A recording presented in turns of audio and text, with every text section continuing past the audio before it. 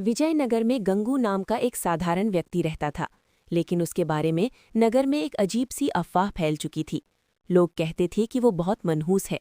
मान्यता थी कि जो व्यक्ति सुबह सुबह उसका चेहरा देख ले, उसे उस दिन भोजन तक नसीब नहीं होता। धीरे धीरे ये बात पूरे नगर में फैल गई और अंततः महाराज कृष्णदेव राय के कानों तक भी पहुंच गई। महाराज न्यायप्रिय और विवेकशील थे। उन्होंने बिना सत्य जाने किसी को दोषी ठहराना उचित नहीं समझा और गंगू को दरबार में बुलवाया। सच जानने के लिए महाराज ने स्वयं एक प्रयोग करने का निश्चय किया।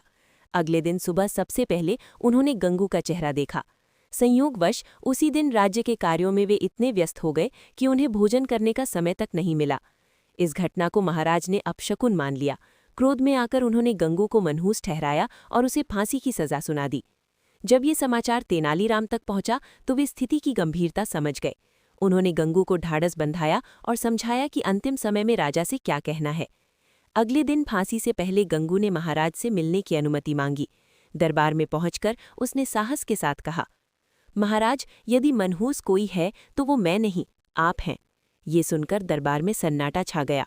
गंगू ने आगे कहा, आपने मेरा चेहरा देखकर एक दिन का भोजन खोया, लेकिन मैंने आपका चेहरा देखकर अपना पूरा जीवन खो दिया। इस प्रकार आप मुझसे कहीं अधिक मनहूस ठहरे। गंगू की बात सुनते ही महाराज को अपनी भूल का एहसास हो गया। उन्होंने समझ लिया कि ये तर्क किसी साधारण व्यक्ति का नहीं, बल्कि तेनालीराम की बुद्धि का परिणाम है। महाराज ने तुरंत गंगू को क्षमा किया, उसे सम्मानपूर्वक धन देकर विदा किया और तेनालीराम का आभार प्रकट किया, क्योंकि उनकी बुद्धिमत्ता ने एक निर्दोष की जान बचा ली। कहानी की सीख: अफवाहों पर विश्वास करके कभी भी निर्णय नहीं लेना चाहिए। तर्क और बुद्धि बल और क्रोध से कहीं अधिक शक्तिशाली होते हैं। सच्चे न्याय में आवेश नहीं, विवेक होना चाहिए।